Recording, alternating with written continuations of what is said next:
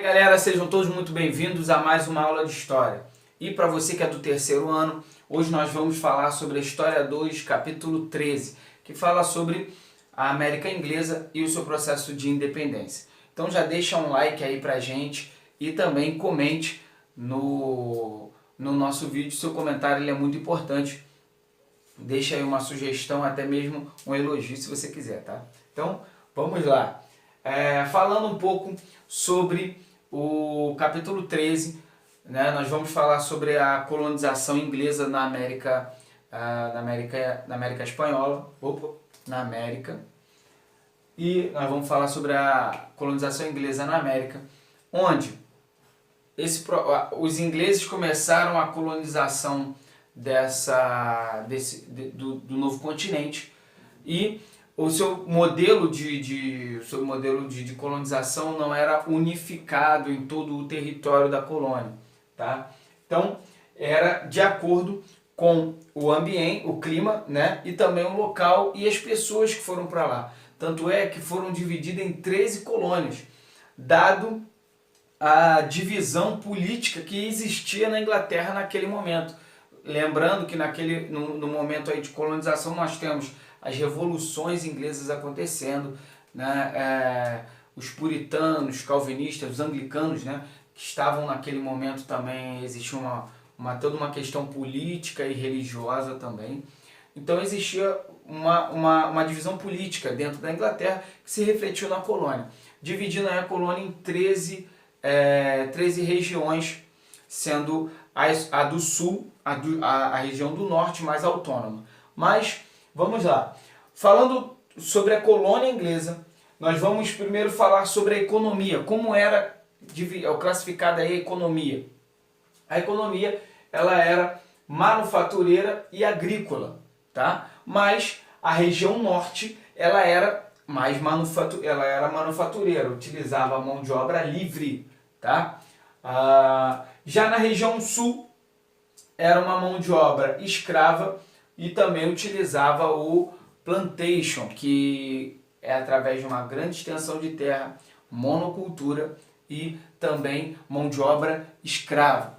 Então o sul ele tinha o plantation. Ah, professor, e o centro? O centro ele vivia aí utilizando produtos mais da produção nacional, mas o que se mais destacava nesse período é a questão do norte e do sul e as suas grandes diferenças e disparidades econômicas e também culturais. Mas vamos lá.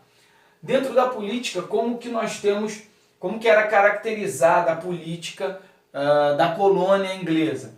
Ao sul, nós temos o controle estatal devido à plantação do algodão, que era a monocultura, né? A cultura que eles mais utilizavam lá era a plantação de algodão. E nós temos aí no sul o controle estatal pelo controle inglês. Já no norte nós temos uma administração mais autônoma, uma administração onde os ingleses não interviam muito. Então, em geral, né, na verdade, as 13 colônias, elas tinham grande liberdade em comparação às outras colônias de outros países.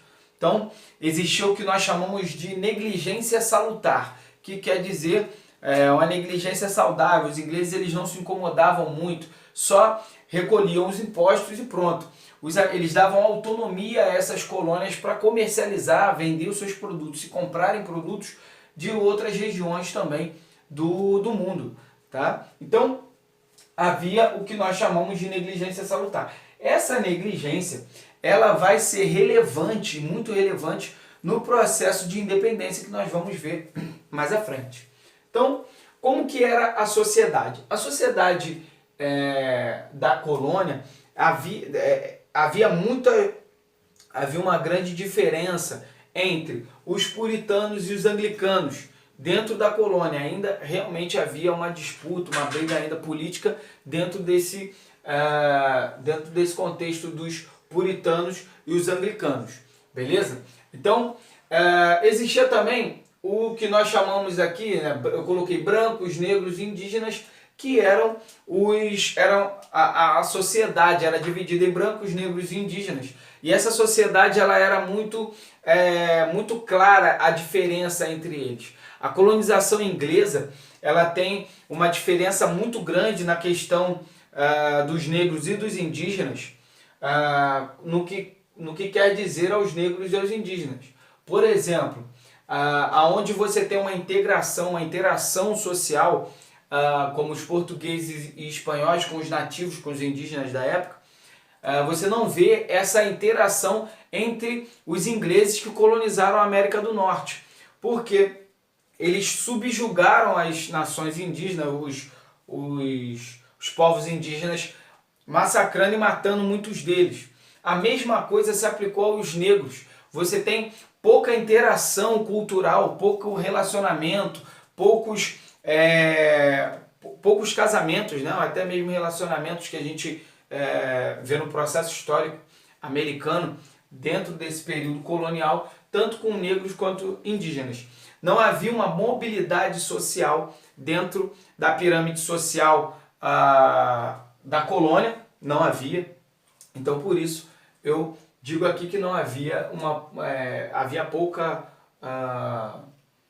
trocas culturais, tá bom? Então, a colônia ela cresceu através desse momento, se tornou uma grande colônia, né? Uma grande, até dito que era o ganso dos ovos de ouro da colônia inglesa, da metrópole inglesa, e eles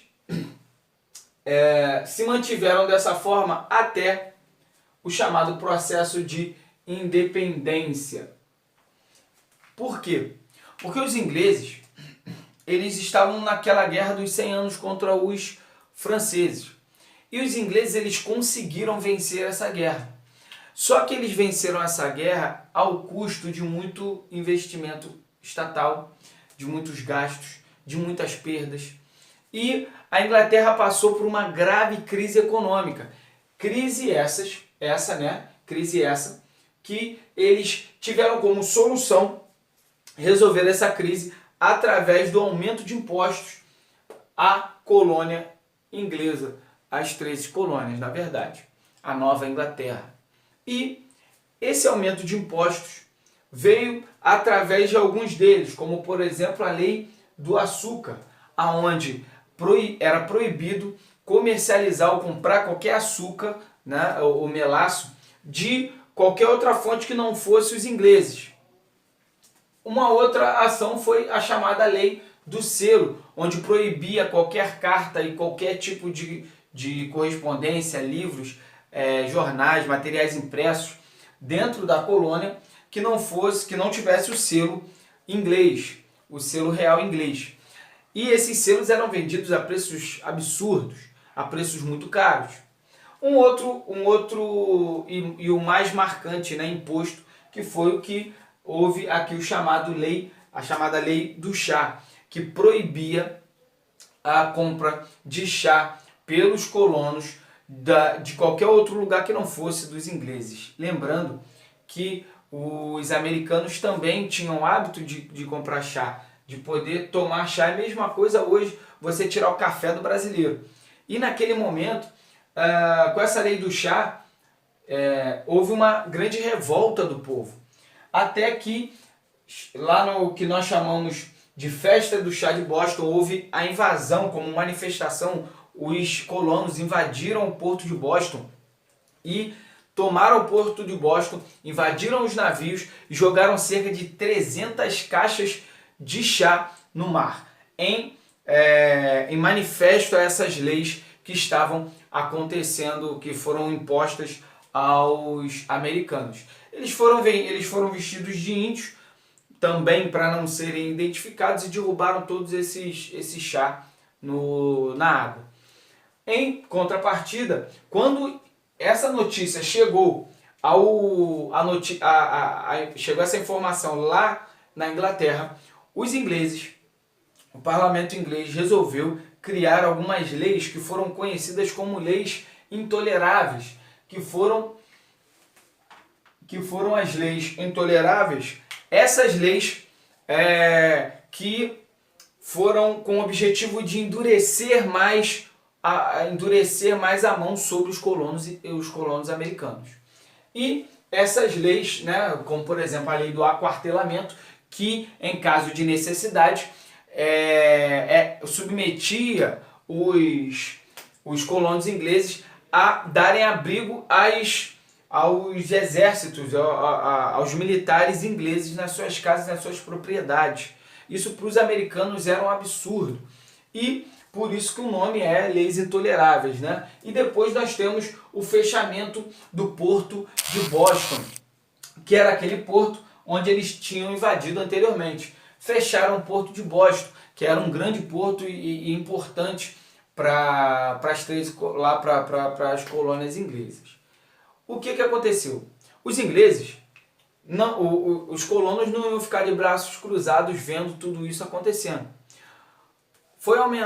Os ingleses também mandaram, né, isso aqui para a gente lembrar também, os ingleses mandaram um grande número de soldados para a colônia, justamente para poder se certificar que essas leis seriam cumpridas. E lá em 1774, a revelia do que os colonos fizeram, do que a metrópole estava mandando os colonos fazerem, eles fizeram o chamado primeiro Congresso da Filadélfia. Lembrando que é importante a gente citar que os americanos eles seguiam e eles eram muito influenciados pelo iluminismo francês, aquelas ideias de liberdade, igualdade, fraternidade, Montesquieu, Locke, que nós já estudamos. Eles recebiam a influência desses pensadores. Principalmente a ideia de Locke, né, da rebelião, de você não obedecer leis, não ter que obedecer leis infundadas ou leis absurdas. Então, eles fizeram um congresso de Filadélfia, onde eles propuseram a revogação das leis intoleráveis. Só que o rei da Inglaterra não quis nem saber, nem muito menos o parlamento. E aí eles resolveram fazer a segunda convenção, o segundo congresso de Filadélfia, no qual eles declararam guerra. E fizeram lá em 1776 a Declaração de Independência. A independência dos Estados Unidos foi conquistada através de uma guerra muito sangrenta contra os ingleses. Guerra essa que, através de diversas batalhas, os colonos conseguiram vencer os ingleses. Eles conseguiram impor sobre eles a força da colônia e em busca de liberdade. E aí, em 1787, foi feita a chamada Constituição. Eles conseguiram vencer e aí eles conseguiram a sua tão sonhada independência a partir da Constituição de 1787. É importante também citarmos que a Constituição ela segue os moldes iluministas. A Constituição americana ela é praticamente a mesma até os dias de hoje, com poucas alterações, mas ela tem a primícia iluminista de liberdade. É importante também dizer que essa liberdade que eles falam aqui, né, nesse contexto americano, não foi para todos. Como, por exemplo, a escravidão ela foi mantida dentro da colônia, da ex-colônia, né, agora Estados Unidos da América. A escravidão ela foi mantida dentro do contexto da independência. Então, as relações sociais elas também foram mantidas, não mudaram muita coisa. Os negros, mesmo muitos, né, que participaram da guerra, alguns deles não foram contemplados com a independência, né? A independência deles próprios, né? A emancipação, a alforria. Então, algumas estruturas dentro da América elas se mantiveram. E principalmente nos estados do sul, nós temos aí muitos escravos ainda, haja vista que nós estamos conhecendo aí hoje diversos movimentos que se levantam contra o racismo. porque, querendo ou não, esse racismo que nós conhecemos hoje é fragmento desse processo de tanto de colonização quanto também do processo de independência, que não foi para todos, beleza? Então, fico aqui com essa aula. Se vocês tiverem alguma dúvida, deixem aí nos comentários e também alguma sugestão, beleza? Galera, façam as atividades que eu coloquei, mandei aí para casa de vocês, vão fazer as atividades e também os conceituais da apostila, tá bom, beleza? Então, galera, fiquem com Deus. Tchau.